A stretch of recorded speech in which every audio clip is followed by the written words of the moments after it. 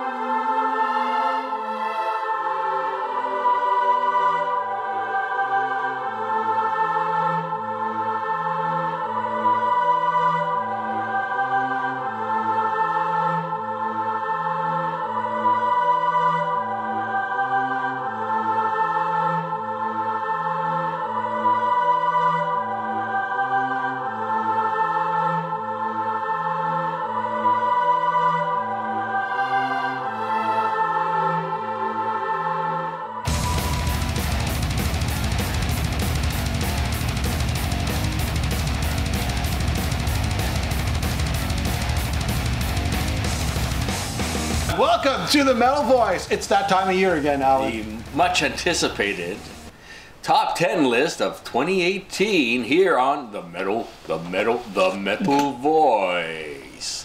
Take a look behind you, Alan. Take a look behind you, Alan. Take a look behind you. We're looking so spiffy here. And, what do you got there? What do you got there? Big nut. The big nut. We're going to open up the big nut later to see the top choices for 2018. And here we are, Jim. Let's start. What happened in 2018? Let's start with that. There's a lot of stuff that happened. We'll start the Metal Voice.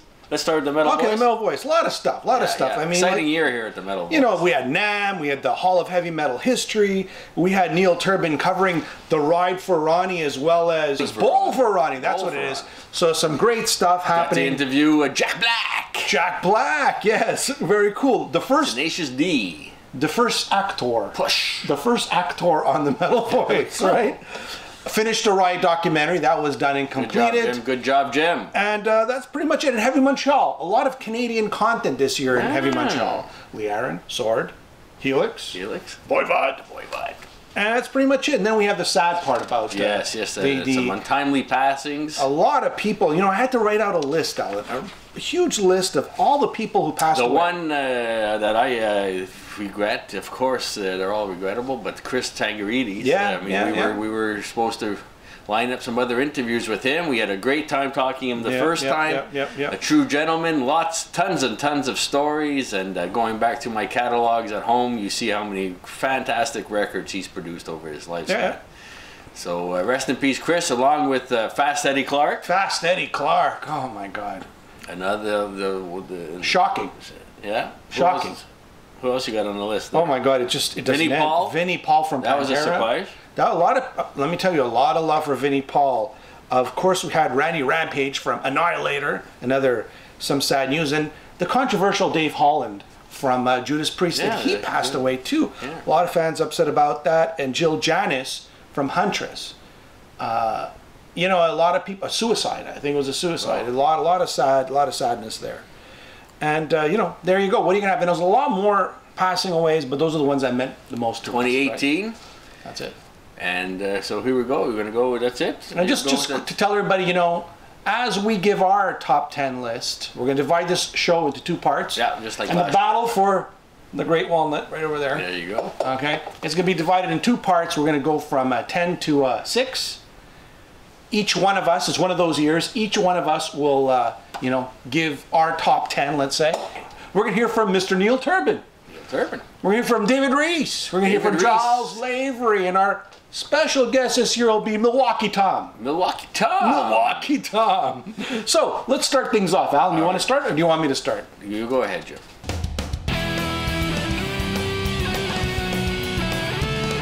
Number 10. Anvil, Pounding the Pavement. Go. After all these years, the stars have aligned. They finally, in my opinion, everything is perfect. They got it super right this time around. It's, you know, it's a great production. I love the songs, and it's just straightforward. It's fun to listen to, and you know what I find myself, Alan? What's that? Reaching for this album all the time. Good, finally, finally. I'm humming the songs in my head as I'm driving around. I really dig this album. I think it's one of their best albums in years. You said that about another one recently. I say that all the time. Every album is the best according to Jim. But I had a lot of time to process this album. And I really dig it, and I'm still reaching for it. It's always a pleasure to hear Lip's guitar and Rob's drumming.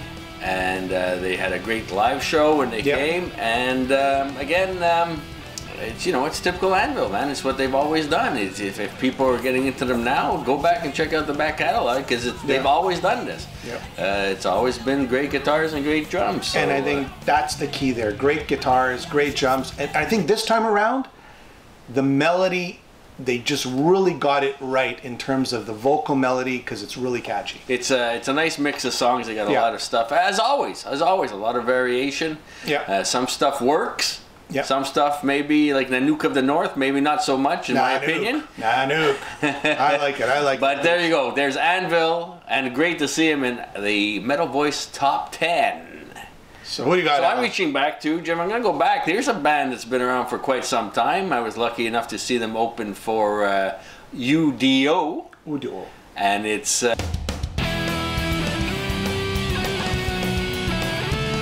Halcyon Way. Halcyon Way. And, you know, we're setting up to do the interview with Mr. Schneider. And, you know, Steve's walking around, this lead singer, he looks like an old hooker. We're like, what the hell is this? You know, with the different color hair, pink in his hair. And like, what's going on? Then he gets on stage and you're like, okay, now we're talking, you know. What a voice. And their new release is Bloodied but Unbowed. Bloody but Unbowed. So, unbowed. Yeah. Not bound. Unbowed. So again, it's not it's a Relentless. It's probably their heaviest album. Doesn't have as much variation. I wouldn't consider it their best in their catalog, but good enough to make our top 10. So what I just find criminal, is you go on a certain website or YouTube and you just see like you know, 600 views, 200 views, 7 views. It's like this band is too good for that, and it just shows how tough it is to make it in the music business today. They've been plugging along from Atlanta, Georgia, and that's why I want to push them. A great band. Check out their back catalog and their new album, which is of course Bloody but Unbowed. Halcyon Way. What great album covers, right? Always top-notch album covers. All right, here we go. Number 9. Number 9. Go to number 9.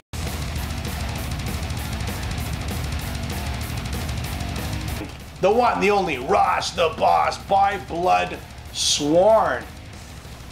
If you think Manowar's had it, they'd have to call it a day. Well, this is, to me, the continuation of Manowar, but with a different twist to it.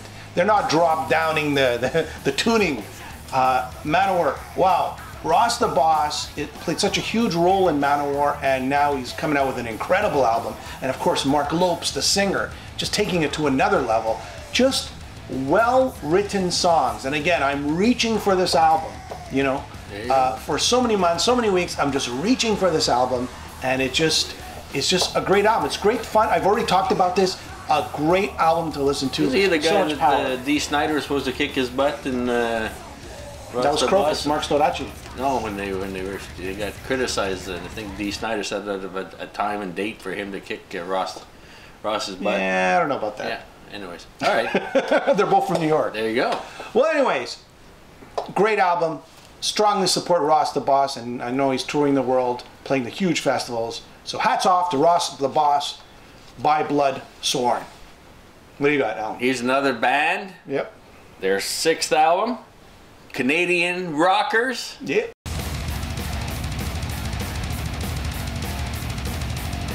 Striker, as you know, one of my favorites here in Canada. Yep. Strikers Play to Win. So this is their 6th album. Nice mix of new, like they've always done, and Relentless. I think there's 13 tracks. It's just a strong album overall. If you enjoyed that kind of rock and metal that goes back to the early days, but with a modern twist, then you're gonna love Strikers Play to Win. Number 8. Number 8. Are we at number 8? Number 8, yes.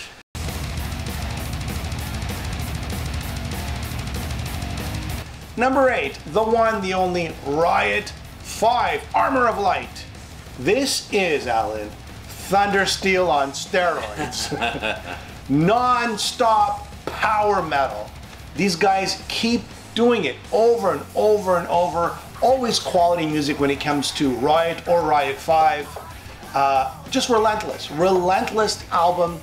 Catchy. You'll hum the songs as you're doing some chores or driving around. Great album. Great musicianship and great vocals. So pick up Riot 5, Armor of Light. Very good album. I enjoyed it tremendously.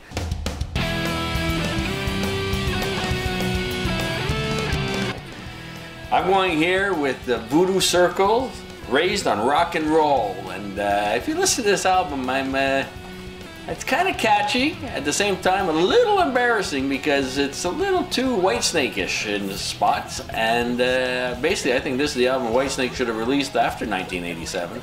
A lot of the songs, the solos, you swear was John Sykes himself playing on. So saying that, being a huge Whitesnake fan, I snuck this one in number 8 here, Voodoo Circle's Raised on Rock and Roll. It's like as if Whitesnake slid it into the back of Biff Byford there, Saxon, kind of the mix that you hear on this album. So there you go. Voodoo Circle makes it this year on my top 10. It's all about the walnut, Alan. It's all about the word. We're getting closer, Jim. We're getting closer. Number 7.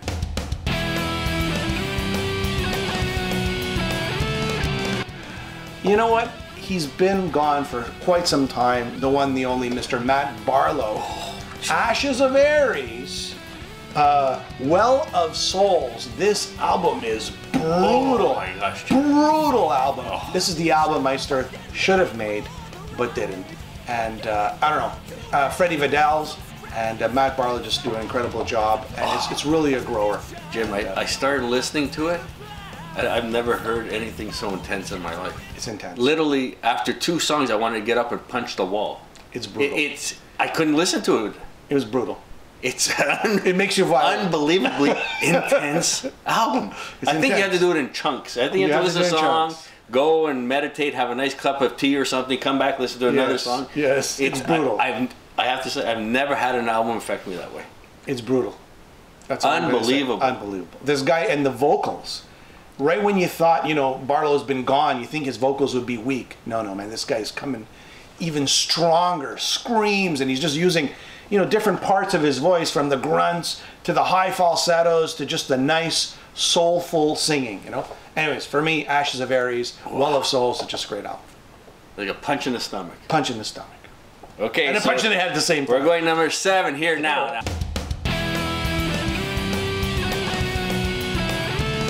A lot of people are, oh, you guys, you're always in the old farts, and why don't you put something on the metal voice, put on some new... Guys, Dee Snider, for the love of metal. Oh, man, jeez. You forget the name Dee Snider. Like, don't get any preconceived notions. Listen to the album. Talking about another relentless album. Yeah. Back in the day, you were the glam guy. You liked the Kisses of the world. And glam. Pushing a little too much. Like that. I was never a fan of Twisted Sister, but I always loved Dee's voice, I have to admit, and pretty good hair back in the day. Yeah. And songs like The Price, where he was able to shine, and liked his Widowmaker stuff, but his solo stuff's been a little inconsistent over the year. I like the Love and Bullets had a Widowmaker, and like the other one so much. So, but this album, it all comes together. Dee is angry. I don't know if it's the politics of the U.S. these days, but Dee is an angry individual, and it comes across with much a modern, heavy sound. You know what? Some of the songs remind me of early Metallica. This is what Metallica would have been if they had an actual frontman, I think, on a few of the songs. So yeah, it's a good point. There we go. For the love of metal. It's every song, Alan. It's every song. It's every song. And I don't want anybody to get any preconceived notions saying, oh, you guys are this old Twisted Sister and guy. Read the reviews. Everybody says the same thing. This is no old farts coming out of retirement. He's doing this. He's serious about it, and it's probably some of the best work he's ever done in his career. So Dee Snider's For the Love of Metal comes in at my number 7, proudly at number 7. All right, here's the last one for this show. Last one for the show. All right, number 6, and he's always a guest on the Metal Voice. He's a friend of the Metal Voice, always jumping on. The one, the only...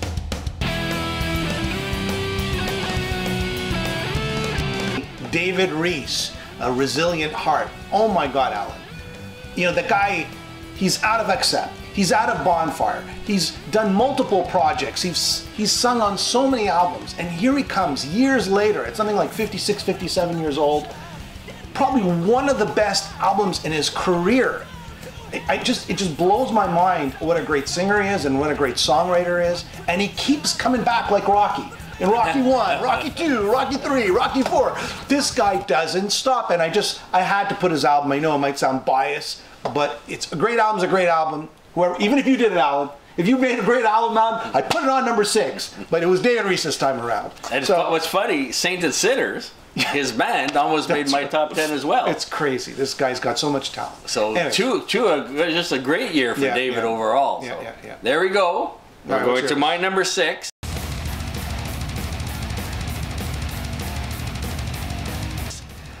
Primal Fear, Apocalypse. Okay, so Rule Breaker made it a couple years ago. That was a much more, I found, Judas Priest sounding album. This one borrows a little bit more from Halloween's catalog on this. But again, if you just listen to songs like Eye of the Storm, that's their Kashmir. I mean, just that song alone makes the listen worthwhile. Great guitars, great vocals as usual. You know, what disappoints me overall this year, last year we had a plethora. Here, I got a thesaurus for Christmas. Plethora of choices to pick from. This year I found it a little harder, and you know what? I'm still looking for something that's unique and stands out. So Primal Fear, you know, you can listen and say, it's kind of been done before, but again, a strong enough album to make my top 10. I gotta say, what you just said right now, something unique and stands out, and that's why I picked Anvil. That's why I picked Ross the Boss. That's why I picked David Reese, because they're unique, and to me, they just stood out from the rest of the pack. There's a lot of great albums too out there, but those are the ones that stuck out for me. So there you have it. Our top 10, our 10 to 6. Tune in for the top 5 from each of us on our next episode here at the Metal Voice. Plus, what the other guys thought their favorite albums were for 2018.